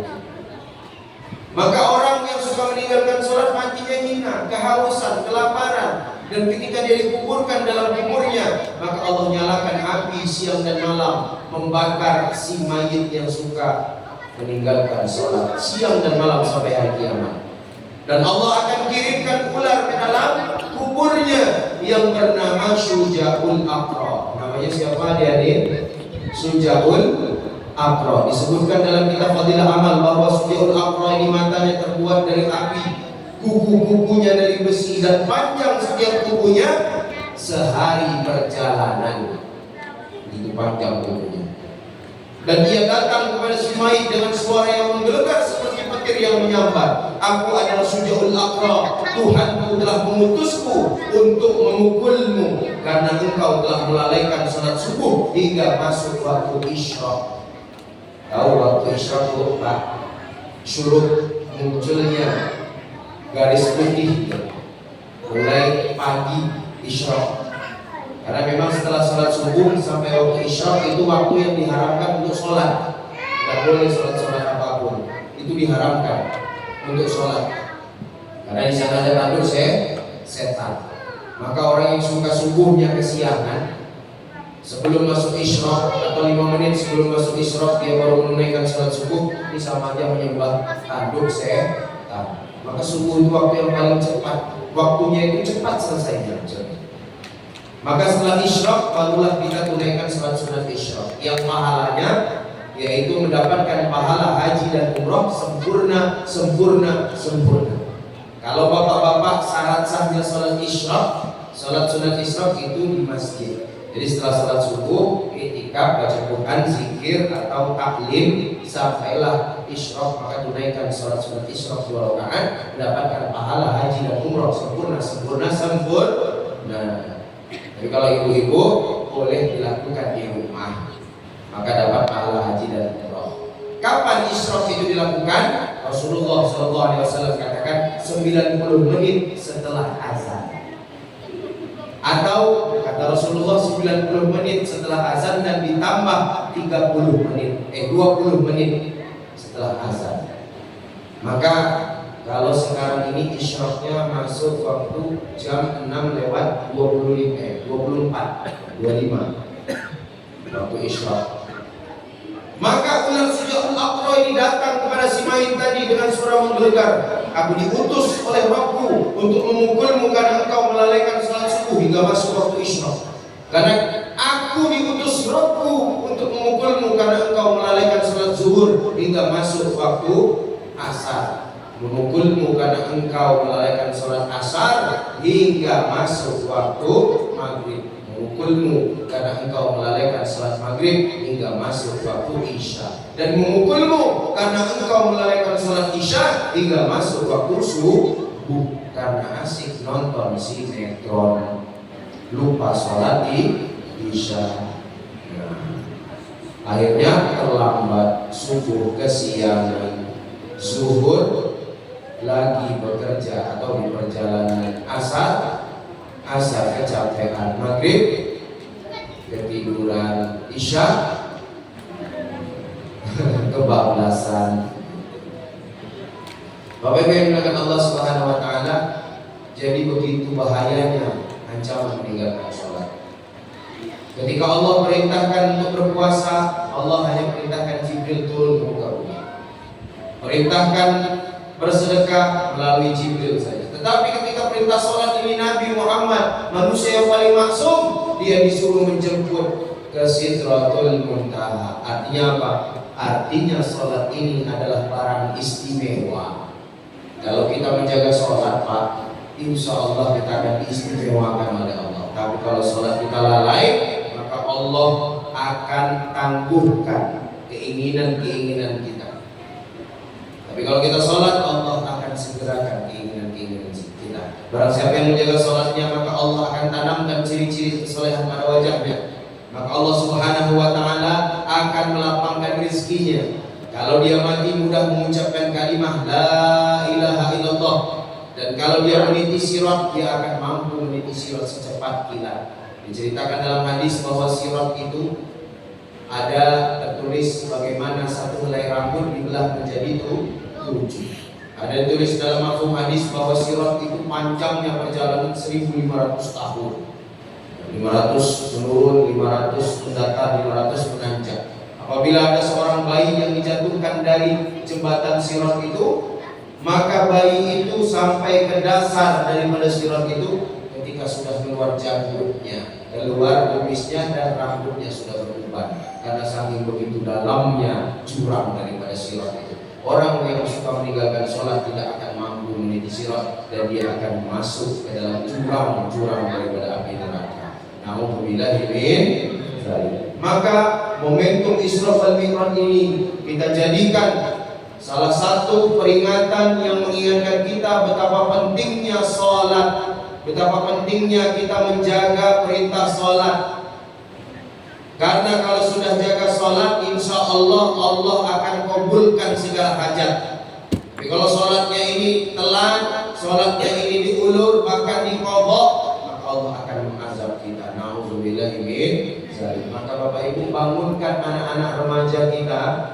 Kalau subuh ini 15 menit, 20 menit sebelum subuh bangunkan. Jangan dibiarkan dia tidak sholat subuh, karena nanti dosanya akan mengalir ke ayahnya, ke ibunya. Apalagi udah balik ini. Begitu juga dengan suaminya, Bu. Dibangunkan sholat subuh, suruh berangkat ke masjid, Bu. Kalau mau dikatakan orang beriman, sholatnya di masjid. Maka seorang syekh dari Mesir, ia katakan, kalau mau melihat jumlah orang Islam, kamu lihat sholat Id, Idul Adha, Idul Fitri, itu jumlah orang Islam banyak. Tapi kalau mau lihat orang beriman, maka saksikan sholat subuh berjamaah di masjid ada berapa. Nah, kalau ada 4 di masjid ini, maka 4 orang itulah yang beriman, sisanya belum beriman. Kenapa dikatakan begitu? Karena Allah sendiri yang katakan, a'udzubillahi minasyaitonir rajim, innama ya'muru masajidallah man amana billahi wal yawmil akhir. Sesungguhnya orang-orang yang memakmurkan masjid-masjid Allah itulah orang-orang yang beriman. Jadi kalau belum memakmurkan masjid, belum beriman. Makmurkan masjid, Pak, terutama bapak-bapak. Kalau ibu-ibu boleh sholat di rumah. Jadi kalau bapak-bapak ini sholat di rumah, Bu, kasih mukena, setuju, Bu? Gak ada yang sholat di rumah itu cuma ibu-ibu, cuma wanita. Kalau bapak-bapak di masjid, sholat, di langgar, di surau, sholat. Dan Bapak Ibu sekalian dimuliakan Allah, begitu sia-sianya acara malam hari ini, kalau seandainya besok subuh jumlahnya tidak seramai acara pada malam hari ini. Intinya adalah Kalau kita mau tobat, mau taat, mau sholat berjamaah, jangan tunggu nanti keburu mati. Jangan tunggu kapan-kapan nanti keburu dikafani. Sekarang kita di atas tanah, sebentar lagi kita ditimbun di bawah tanah. Dunia ini bukan tempat tinggal, tapi dunia ini tempat kita meninggal. Maka persiapkanlah. Wasyari'u ila maghfiratin min rabbikum, dan bersegeralah diri untuk mohon ampun kepada Allah. Wa jannatin 'arduha as-samawati wal ardh. Hadiah orang yang mohon ampun, menyegerakan diri, suka sholat adalah surga yang luasnya seluas langit dan bumi. Untuk siapa? Uiddat lil muttaqin, dijanjikan untuk orang-orang bertakwa. Mudah-mudahan kita semua menjadi orang yang bertakwa, orang-orang yang senantiasa menjaga sholatnya. Amin ya rabbal alamin. Sebelum kita tutup, maka ada pertanyaan, ada amplop. Kalau yang memperhatikan dari awal sampai akhir, insya Allah ini bisa jawab. Jangan dijawab dulu, tapi angkat tangan dulu ya. Jangan dijawab dulu, angkat tangan dulu. Saya. Nanti kalau ditunjuk, baru diangkat ya. Coba. Pertanyaannya adalah yang pertama, adik-adik dengarkan. Berapa kali dada Nabi dibedah oleh malaikat dan dicuci dengan air zam-zam? Tuh, jangan dijawab dulu, angkat tangannya dulu. Nah, tadi yang duluan mana itu ya? Tuh, kamu ya. Berapa kali? 3 kali. Baik, sini maju ke depan. Alhamdulillah, dan memperhatikan. Terus angkat tangan dulu. Kalau Ustaz tunjuk baru dijawab ya. Dari manakah Nabi diperjalankan? Dari mana ke mana? Ya, kamu yang sini. Maju dulu. Dari mana ke mana Nabi diperjalankan? Masjidil Haram ke Masjidil Aqsa. Alhamdulillah. Masjidil Haram ke Masjidil Aqsa. Tolong jawab. Berapa lamakah Nabi diperjalankan dari Masjidil Haram ke Masjidil Aqsa, kemudian dimi'rajkan ke Sidratul Muntaha? Berapa lama? Maju dulu baru dijawab. Ya, berapa lama? Sehari semalam. Jangan pakai sehari. Jadi semalam saja, bukan sehari semalam, tapi semalam saja. Alhamdulillah, sudah benar. Kemudian Nabi menunggangi sebuah kendaraan yang diciptakan oleh Allah. Iya. Apa nama kendaraannya? Buruk ya, pintar. Alhamdulillah. Coba ada lagi. Bagaimanakah? Iya, Masya Allah, terlambat salahnya. Bagaimanakah bentuk buruk itu? Digambarkan dalam hadis. Yang mudah nerima amplop jangan angkat tangan lagi. Iya. Ya kamu sini. Bagaimana bentuknya buruk disebutkan? Ustaz tadi sudah sebutkan. Kuda bersayap. Salah. Tuh berarti nggak memperhatikan. Ayo, bagaimanakah bentuk buruk itu? Ustaz sudah sebutkan tadi. Iya, coba. Ya, coba kamu sini. Bagaimana bentuk buruk? Bentuk buruk tidak bisa dari apa? Tidak bisa dari kita, tidak kecil dari keledai. Alhamdulillah, luar biasa. Masya Allah, itu yang benar. Jadi bentuk buruk itu tidak lebih besar dari kuda, tidak lebih kecil dari keledai. Kalau seperti kuda bersayap, nah itu tidak ada riwayatnya, ya. Itu namanya apa namanya itu kalau di film kartun itu yang ada ininya? Unicorn, nah, unicorn bukan buruk. Kemudian pertama kali perintah sholat itu ada berapa waktu? Coba kamu yang angkat tangan pakai baju kaos putih. Sini maju dulu. Pertama kali perintah sholat itu berapa waktu? 50 waktu. Alhamdulillah. Kemudian jadi berapa waktu? 50 waktu dikurangi lagi 25 waktu, kemudian jadi 5 waktu ya. Alhamdulillah. Baik. Nah, ini untuk ibu-ibu satu nggak pakai pak. Rukun wudu. Beneran nggak pakai pak ya? Biar ibu semua. Rukun wudu itu yang katakan ada berapa sebutkan? Rukun wudu sebutkan. Membasuh wajah, membasuh tangan sampai siku, membasuh rambut, membasuh itu mata, kaki.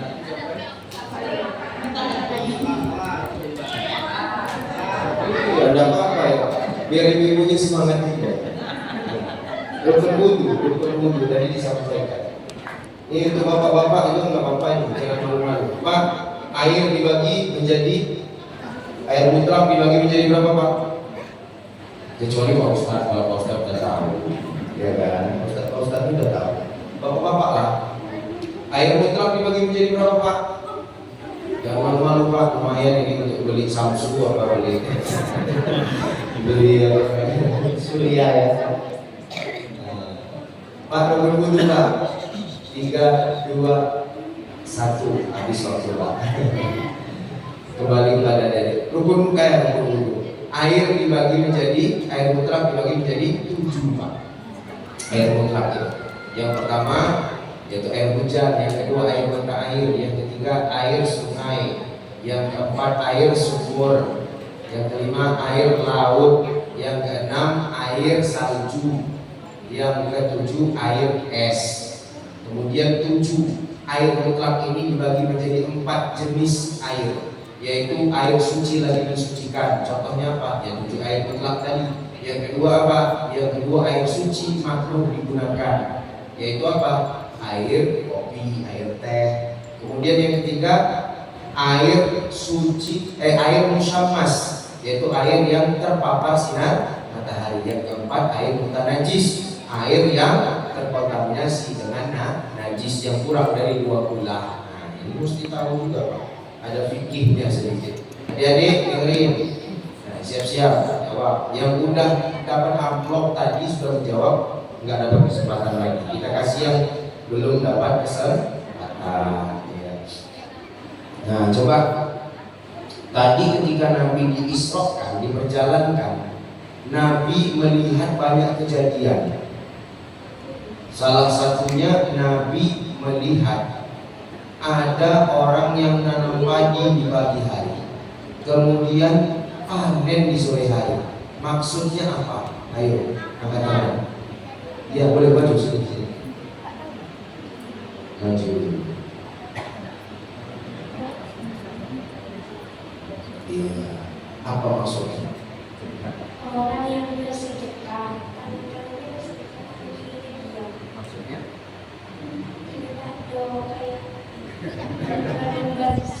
Iya, nggak pamer. Alhamdulillah. Memperhatikan berarti. Kemudian ada sebuah kejadian di mana Nabi melihat ada segolongan orang yang kepalanya ditimpa batu, pecah kepalanya habis, kemudian tumbuh lagi. Iya kamu? Ya coba. Nah, apa maksudnya? Orang yang meninggalkan sholat. Orang yang meninggalkan Sholat. alhamdulillah dapat juga memang utama Di situ. Iya. Kemudian ibu-ibu, nah tinggal satu lagi, bapak ibu sekalian, adik-adik, itu lagi. Kemudian Nabi dimi'rajkan ke langit. Nah, Nabi dimi'rajkan ke langit menggunakan mi'raj, yaitu tangga. Tangga itu terbuat dari batu yang sudah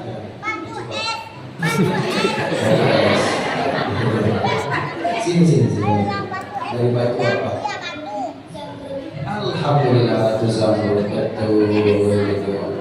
Alhamdulillah semuanya menjawab apa yang perhatikan Bapak. Bapak Ibu sekalian, terima kasih atas perhatian. Mohon maaf atas segala kesilapan. Kalau ada jarum yang patah jangan disimpan di dalam hati. Kalau ada kata yang salah jangan disimpan di dalam hati. Maka mohon dimaafkan kalau ada kesalahan. Dimaafkan Bapak Ibu. Alhamdulillah. Kemudian sama-sama kita tutup dengan doa kifaratul majelis. Mudah-mudahan Allah akan kuburkan dosa-dosa kita. Subhanallah wa bihamdihi, subhanakallahumma wa bihamdika, asyhadu an la ilaha illa anta, astaghfiruka wa atubu ilaik. Wassalamualaikum warahmatullahi wabarakatuh. Terima kasih kepada Al-Mukarram Ustadz Dika. Mudah-mudahan yang disampaikan dapat kita pahami dan kita amalkan dalam kehidupan sehari-hari. Acara yang ketujuh, doa yang akan disampaikan oleh Ustadz Dika. Kepadanya kami persilahkan.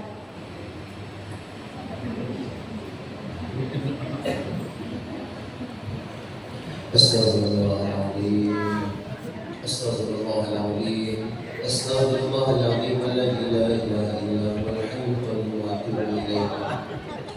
Biridha'illahi ta'ala wa li syafa'ati Rasulillah sallallahu alaihi wasallam. Al-Fatihah. A'udzu billahi minasy syaithanir rajim. Bismillahirrahmanirrahim. Alhamdulillahi rabbil alamin, arrahmanir rahim, maliki yaumiddin. إياك نعبد وإياك نستعين اهدنا الصراط المستقيم صراط الذين أنعمت عليهم غير المغضوب عليهم ولا الضالين آمين. أعوذ بالله من الشيطان الرجيم. بسم الله الرحمن الرحيم. الحمد لله رب العالمين والصلاة والسلام على أشرف الأنبياء والمرسلين وعلى آله وصحبه أجمعين والحمد لله رب العالمين. حمدا الشاكرين حمدا النائمين حمدا يوفي نعمه ويكافئ مزيدا. يا ربنا لك الحمد كما ينبغي لجلال وجهك الكريم وعظيم سلطانك. اللهم لا سهل الا ما جعلته سهلا وانت تجعل الحزن اذا شئت سهلا. يا اول الاولين اخر الاخرين يا ذا القوه المتين يا رحم المساكين يا ارحم الراحمين يا حي يا قيوم يا حي يا قيوم يا حي يا قيوم برحمتك نستغيث. اللهم اصلح لنا سننا كله ولا تكلنا الى نفسنا طرفه عين. اللهم انصر إخواننا المسلمين المجاهدين في فلسطين. اللهم انصر إخواننا المسلمين المجاهدين في فلسطين. اللهم انصر إخواننا المسلمين المجاهدين في فلسطين. اللهم انصر إخواننا المسلمين المجاهدين في كل مكان وفي كل زمان. اللهم انصر أمة سيدنا محمد. اللهم ارحم أمة سيدنا محمد. اللهم استر أمة سيدنا محمد. اللهم اصلح أمة سيدنا محمد. اللهم فرج عن أمة سيدنا محمد. اللهم ألف بين قلوب أمة سيدنا محمد. اللهم اغفر أمة سيدنا محمد. اللهم اغفر لنا ذنوبنا ولوالدينا وارحمهما كما ربيانا صغيرا ولجميع المسلمين والمسلمات والمؤمنين والمؤمنات الأحياء منهم والأموات إنك سميع قريب مجيب دعوات ويا قاضي الحاجة. ربنا اجعلنا مقيم الصلاة ومن ذريتنا. ربنا اجعلنا مقيم الصلاة ومن ذريتنا. ربنا اجعلنا مقيم الصلاة ومن ذريتنا إنك أنت السميع العليم. يا مقلب القلوب ثبت قلوبنا على دينك. يا مصرف القلوب صرف قلوبنا على طاعتك. ربنا هب لنا من الصالحين. ربنا هب لنا من أزواجنا وذرياتنا قرة أعين واجعلنا للمتقين إماما. اللهم أرنا الحق حقا وارزقنا اتباعه وأرنا الباطل باطلا وارزقنا اجتنابه. اللهم اختمنا بحسن الخاتمة ولا تختمنا بسوء الخاتمة. اللهم بارك لنا فيها. اللهم بارك لنا فيها. اللهم بارك لنا فيها وارزقنا جنها وحببنا إلى أهلها وحبب صالح أهلها إلينا. وصلى الله على سيدنا محمد النبي الأمي وعلى آله وصحبه وسلم. سبحان ربك رب العزة عما يصفون وسلام على المرسلين والحمد لله رب العالمين.